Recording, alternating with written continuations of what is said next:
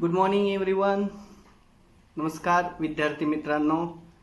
तर गेल्या लेक्चरला आपण व्यवसाय व्यवस्थापनाची प्रक्रिया व हेनरी मिंटसबर्ग यांचे व्यवस्थापनाची भूमिका आपण मागच्या लेक्चरला सविस्तर पाहिली. आता या लेक्चरला आपणाला व्यवस्थापनाची प्रमुख कार्यात्मक क्षेत्राचा अभ्यास करायचा आहे. तर खरं पाहता व्यवस्थापनाची कार्यात्मक क्षेत्रे 4 आहेत. 1 उत्पादन व्यवस्थापन, 2 विपणन व्यवस्थापन, 3 वित्तीय व्यवस्थापन आणि 4 कर्मचारी व्यवस्थापन.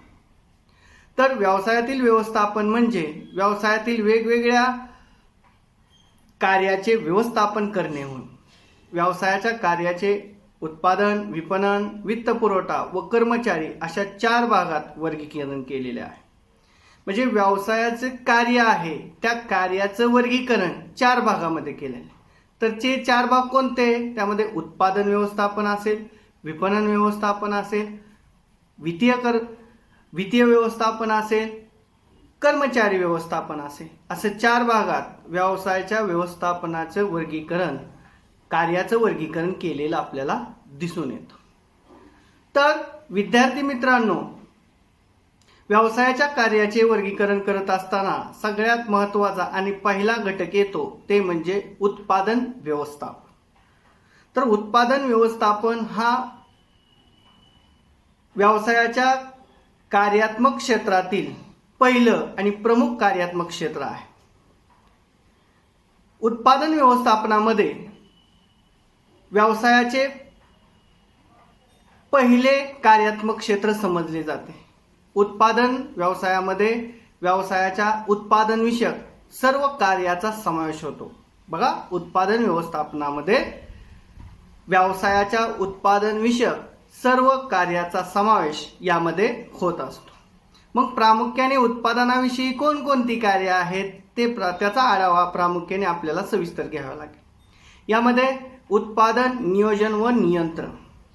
बघा, उत्पादन व्यवस्थापन करत असताना आपल्याला उत्पादनाचं नियोजन करावं लागतं. फक्त उत्पादनाचं नियोजन करून चालत नाही, त्या उत्पादनावर नियंत्रण पण ठेवावं लागतं.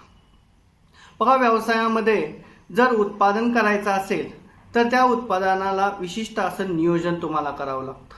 नियोजन केल्यानंतर त्या उत्पादनावर नियंत्रण पण करावं लागतं. मग त्यामुळे व्यवस्थापनाच्या कार्यात्मक क्षेत्रामध्ये सगळ्यात पहिलं उत्पादन व्यवस्थापनामध्ये कार्य काय करावं लागतं तर उत्पादन नियोजन व नियंत्रण. त्यानंतरचं पुढचं कार्य खरेदी व्यवस्थापन. आता उत्पादन व्यवस्थापनाचं कार्य करत असताना तुम्हाला खरेदीचं व्यवस्थापन करावं लागतं. त्यामध्ये कच्च्या मालाची खरेदी असेल, यंत्रसामग्रीची खरेदी असेल, ती केव्हा करायची, कधी करायची, कशी करायची याबद्दलचं सर्व व्यवस्थापन खरेदी व्यवस्थापनामध्ये करावं लागतं. त्यामुळे उत्पादन व्यवस्थापनाच्या कार्याच्या अंतर्गत खरेदी व्यवस्थापन हे सुद्धा कार्य तुम्हाला करावं लागतं. त्यानंतर साधन सामग्रीचे व्यवस्थापन. बघा, व्यवसायाकडे मुबलक प्रमाणात साधन सामग्री असते, परंतु त्या साधन सामग्रीचा जास्तीत जास्त उपयोग करून जास्तीत जास्त नफा मिळवणे हे उद्योजकाचं, व्यवस्थापकाचं प्रमुख उद्दिष्ट असतं. मग उत्पादन व्यवस्थापन केल्यानंतर साधन सामग्रीचे व्यवस्थापन योग्यरित्या आपल्याला करायचं. कोणती साधन सामग्री कधी, कशी, केव्हा, कशा प्रकारे उपयोगात आणावायची याबद्दल सर्व व्यवस्थापन साधन सामग्रीच्या व्यवस्थापनाखाली यामध्ये केलं जातं. त्यानंतर मालसाठा व्यवस्थापन. बघा, बऱ्याचशा वेळेला आपण उत्पादन करतो, भरपूर प्रमाणात उत्पादन करतो, परंतु उत्पादन केलेल्या मालाचा साठा योग्य होणे आवश्यक आहे. उत्पादन केलेल्या मालाचा साठा जर योग्य झाला नाही तर बाजारपेठेमध्ये त्याला व्यवस्थित पद्धतीने मागणी येत नाही. त्याचबरोबर केलेल्या जास्तीचं उत्पादन, आगाऊ उत्पादन हे विशिष्ट ठिकाणी गोडाऊनामध्ये असेल सरकारी गोडाऊनमध्ये असेल, सार्वजनिक गोडाऊनमध्ये असेल, त्या माल साठ्याचं व्यवस्थापन योग्य पद्धतीनं करणं अपेक्षित आहे. बऱ्याचशा वेळेला मालाची किंमत कमी असते. अशा वेळेस सर्वच प्रकारचा माल विकून चालत नाही. अशा वेळेस त्या मालाची साठवणूक केली पाहिजे आणि साठवणूक केल्यानंतर भविष्य काळात ज्यावेळेस उत्पादनाला चांगलं मार्केट येईल, चांगला दर येईल, त्यावेळेस त्याचं चांगल्या पद्धतीनं वितरण केलं पाहिजे. म्हणजे माल साठा व्यवस्थापन हे आगाऊच्या उत्पादनासाठी अतिशय महत्त्वाचं समजलं जातं. बघा, व्यवसायामध्ये तुम्ही जर जास्तीचं उत्पादन करत असाल तर त्यासाठी तुमच्याकडे वेगवेगळ्या प्रकारचे गोडाऊन आवश्यक आहे, गोडाऊन सेवा आवश्यक असल्या पाहिजेत, तरच तुम्ही माल साठा व्यवस्थापन करू शकता, अन्यथा माल साठा व्यवस्थापन करू शकणार नाही. त्यानंतर वस्तू संशोधन व विकास. बघा, उत्पादन व्यवस्थापनामध्ये उत्पादन व्यवस्थापनाच्या कार्याअंतर्गत उत्पादन व्यवस्थापन हे व्यवस्थापनातील कार्यात्मक क्षेत्रातील एक प्रमुख क्षेत्र आहे आणि त्याच्या कार्याअंतर्गत वस्तूचे संशोधन आणि विकास हा कार्यक्रम तुम्हाला हाती घ्यावा लागतो.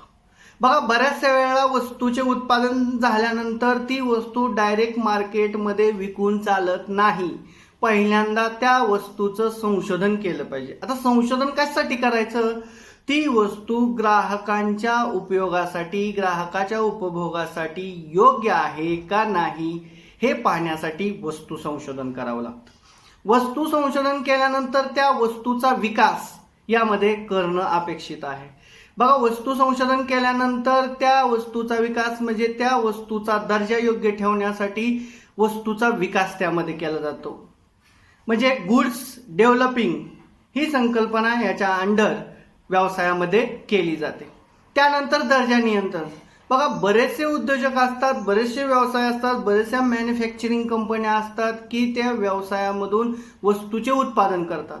सर्वच जण वस्तूचे उत्पादन करतात, परंतु उत्पादन करत असताना वस्तूचा दर्जा रास्त ठेवणे हे सुद्धा व्यवस्थापनाचं कौशल्य आहे, व्यवसायाचं कौशल्य आहे. त्यामुळे दर्जा नियंत्रण अतिशय महत्त्वाचं आहे.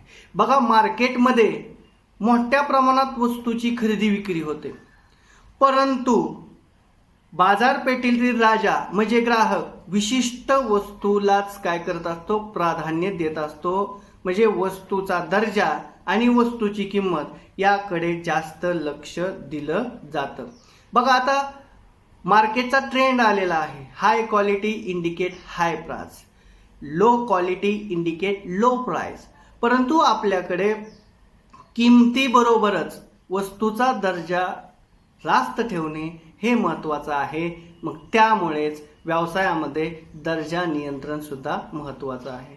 तर यामध्ये उत्पादन व्यवस्थापनामध्ये, व्यवस्थापनाच्या कार्यात्मक क्षेत्रामध्ये जे उत्पादन व्यवस्थापन आहे त्या उत्पादन व्यवस्थापनाच्या कार्याअंतर्गत अशा प्रकारची कार्ये करावी लागतात आणि त्यानुसारच उत्पादन व्यवस्थापन व्यवसायामध्ये सुरळीत पार पडतं आणि त्यानुसार अशा प्रकारची कार्ये उत्पादन व्यवस्थापनाच्या खालोखाल केली जातात. त्यानंतर विपणन व्यवस्थापन. बघा, आता विपणन व्यवस्थापन म्हणजे काय? वस्तू ग्राहकाच्या हातात पडेपर्यंत करावी लागणारी सर्व प्रकारची प्रक्रिया म्हणजे विपणन होय. तर व्यवस्थापनाचं हे दुसरं आणि महत्त्वाचं कार्यात्मक क्षेत्र समजलं जातं. बघा, 21वे शतक हे विपणन क्षेत्रासाठी एकदम अवघड बनलेलं आहे. कारण विपणन क्षेत्रावर बाजारपेठ, ग्राहक, पर्यावरण या सर्व बाह्य गोष्टींचा परिणाम होत असतो. त्यामुळे विपणन करणे गुंतागुंतीचे व सध्याच्या काळात अवघड बनलेले आहे. त्यामुळे विपणन व्यवस्थापन करत असताना खालील गोष्टीचा विचार विपणन व्यवस्थापन करत असताना केला पाहिजे. त्यामध्ये वस्तूचे विपणन. बघा, वस्तूचे उत्पादन सुरू असल्यापासून वस्तू ग्राहकाच्या हातात पडेपर्यंत ज्या प्रकारची प्रक्रिया वस्तूवर केली जाते त्या सर्व प्रक्रियेला वस्तूचे विपणन असे म्हणतात.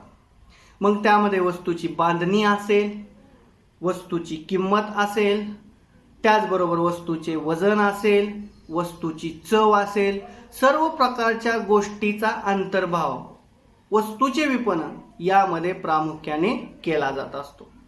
त्यानंतर विद्यार्थी मित्रांनो, आपण यामध्ये दुसऱ्या घटकाचा विचार यामध्ये केला पाहिजे। विपणन व्यवस्थापनामध्ये दुसरा एक घटक येतो आणि तो सगळ्यात महत्त्वाचा घटक समजला जातो, तो म्हणजे जाहिरात व्यवस्थापन। बघा, वस्तूचं उत्पादन करणे हे उत्पादन कोणीही करू शकतं, परंतु वस्तू ग्राहकांना पटवून देणं आणि वस्तू खरेदी करण्यास ग्राहकांना प्रेरित करण्याचं साधन म्हणजे जाहिरात आहे। बघा, आपल्या वस्तूला मागणी देणारं एक प्रमुख हत्यार म्हणजे आपण जाहिरात असं समजतो। बघा, व्यवसायामध्ये वस्तूची मागणी वाढण्यासाठी वेगवेगळ्या प्रकारे जाहिरात केली जाते आणि जाहिरातीच्या माध्यमातून वस्तूची विक्री वाढ केली जाते, वस्तूच्या मागणीमध्ये वाढ केली जाते। त्यामुळे व्यवसायामध्ये जाहिरात व्यवस्थापन हे सुद्धा महत्त्वाचं आहे। आता प्रामुख्याने जाहिरात व्यवस्थापन म्हणजे काय? आपली वस्तू इतरांपेक्षा वेगळी आहे हे पटवून देण्याचं साधन म्हणजे जाहिरात होय। मग जाहिरात करत असताना जाहिरात कशा पद्धतीनं असली पाहिजे, कशा पद्धतीनं केली पाहिजे, याबद्दलचं जे सर्व व्यवस्थापन केलं जातं ते सर्व जाहिरात व्यवस्थापनामध्ये येतं। बघा, वेगवेगळ्या प्रकार जाहिरातीचे वेगवेगळे प्रकार आहेत। लिखित माध्यमं आहेत, दृक माध्यमं आहेत, श्राव्य माध्यमं आहेत, अशा वेगवेगळ्या प्रकारे जाहिरात केली जाते आणि ह्या सर्व जाहिरातीचा प्रमुख उद्देश असतो की वस्तूची मागणी वाढवणे हा प्रमुख उद्देश जाहिरात व्यवस्थापनाचा असतो। त्यानंतर पुढचा विपणन व्यवस्थापनाअंतर्गत येणारं पुढचं कार्य ते म्हणजे कोणतं? किंमत ठरवणे। बघा, सर्व प्रामुख्याने उत्पादन खर्चावर वस्तूची किंमत अवलंबून असते। जर उत्पादन खर्च कमी असेल तर वस्तूची किंमत कमी ठरते, उत्पादन खर्च जास्त असेल तर वस्तूची किंमत जास्त असते।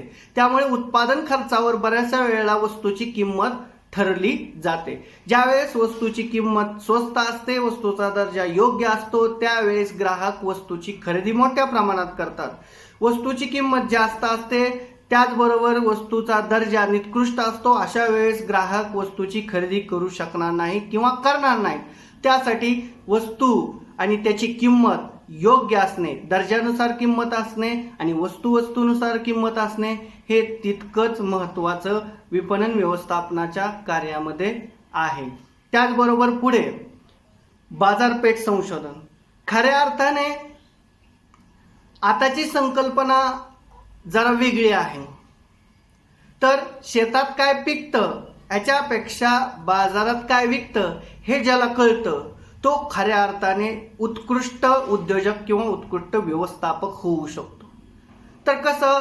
तर खऱ्या अर्थाने बाजारपेठ संशोधनावर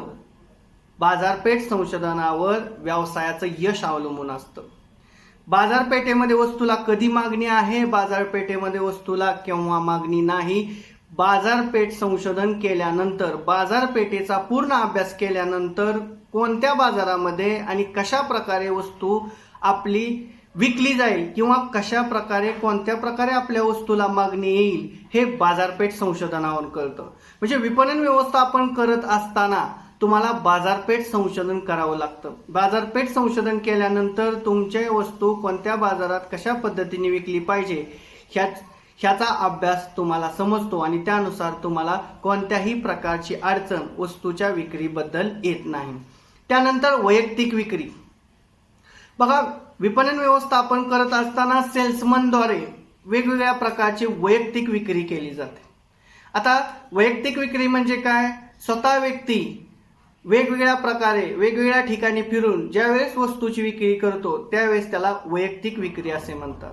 बघा, फिरते व्यापारी असतात, फिरून वस्तूची विक्री करतात। त्याचबरोबर सेल्समन असतात, फिरून वस्तूची विक्री करतात। अशा प्रकाराला आपण वैयक्तिक विक्री म्हणू। वैयक्तिक विक्रीमुळे सुद्धा विपणन व्यवस्थापन चांगल्या पद्धतीने पार पडत असतं।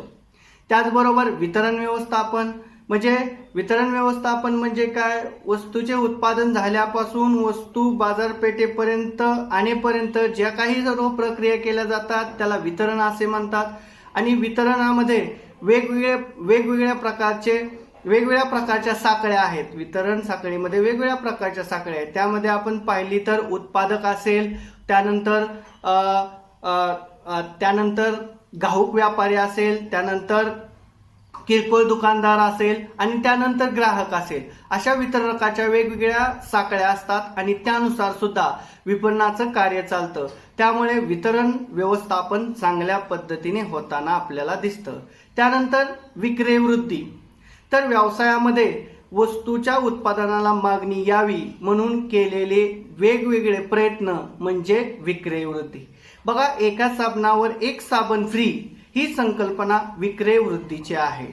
किंवा एक 1 रुपीज ऑफ, 2 रुपीज ऑफ अशा प्रकारच्या ज्या संकल्पना आहेत, डिस्काउंट, एकाच्या बदल्यात एक वस्तू, ह्या प्रकारच्या सर्व संकल्पना आहेत त्या विक्री वृद्धीमध्ये येत असतात. म्हणजे विक्री वृद्धी ही सुद्धा विपणन व्यवस्थापनाचा एक भाग म्हणून व्यवसायामध्ये विक्री वृद्धी व्यवस्थापन केलं जातं. त्यानंतर निर्यात व्यवस्थापन. आपल्या वस्तूचा दर्जा योग्य असल्यानंतरच आपण निर्यात करू शकतो. मग वस्तूचा दर्जा योग्य असेल तर निर्याती योग्य वस्तू बनते आणि व्यवसायामध्ये विपणन व्यवस्थापन चांगल्या पद्धतीनं चालत असतं. तर विद्यार्थी मित्रांनो, व्यवस्थापनाच्या कार्यात्मक क्षेत्रातील उत्पादन व्यवस्थापन आणि विपणन व्यवस्थापन या घटकाचा आपण अभ्यास केला. उरलेले 2 घटक वित्तीय व्यवस्थापन आणि कर्मचारी व्यवस्थापन पुढच्या लेक्चरला आपण पाहूया.